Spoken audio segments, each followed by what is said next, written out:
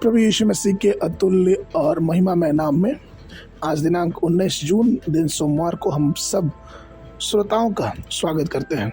आज के दिन के लिए वचन लिया गया है भजन संहिता की पुस्तक उसका 22 अध्याय 16 पद। वचन कहता है, उन्होंने मेरे हाथ और मेरे पाँव को छेदा।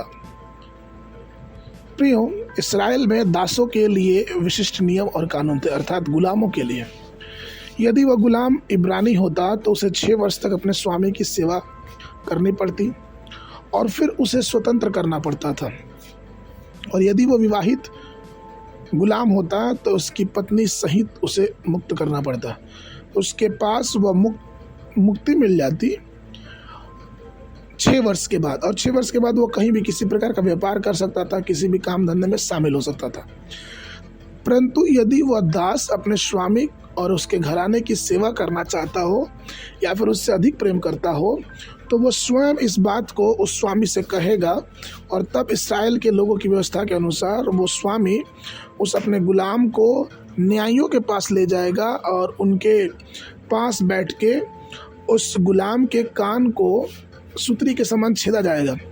वो कान का छेदापन इस बात को दर्शाएगा कि ये गुलाम अब हमेशा के लिए अपने स्वामी का गुलाम रहेगा, अपने परिवार, अपने बच्चों समेत। ये वृत्तांत निर्गमन की पुस्तक उसके 21 अध्याय 1 पद से लेकर 6 पद में पाया जा सकता है।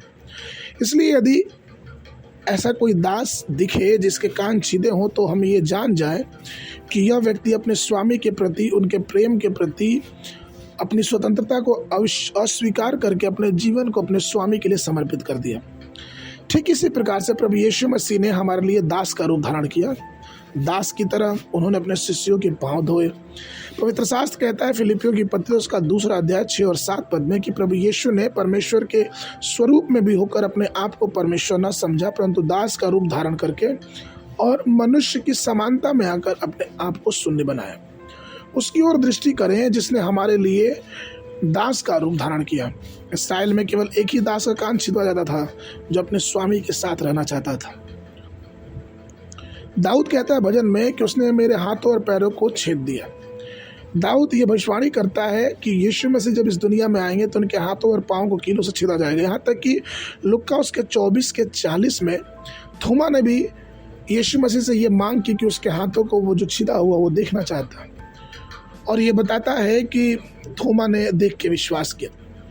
प्रियो, यीशु मसीह जो कि जीवित है और स्वर्ग और पृथ्वी का मालिक है, उसने अपने हाथ को, अपने पाँव को कीलों से छिदवा लिया सिर्फ इसलिए कि वो हमारे साथ रह सके, वो हमारी अगुवाई कर सके। तो क्या हम ऐसे परमेश्वर के प्रति हमारी क्या औपचारिकता बचती है?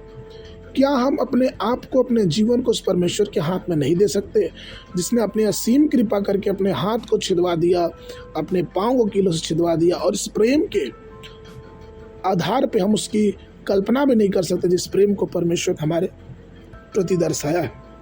इसलिए आइए अपने जीवन को परमेश्वर के हवाले कर दें और उससे कहें कि हाँ प्रभु, हमारे जीवन से आप बढ़ें और मैं घटूं।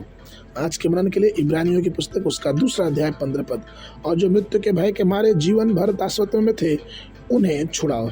बाइबल अध्ययन के लिए सुबह के समय नहम्याह की पुस्तक उसका 12 और 13 अध्याय, संध्या के समय प्रेरितों के काम उसका 4 अध्याय 23 पद से लेके 37 पद तक। परमेश्वर आप सबको आशीष देवे।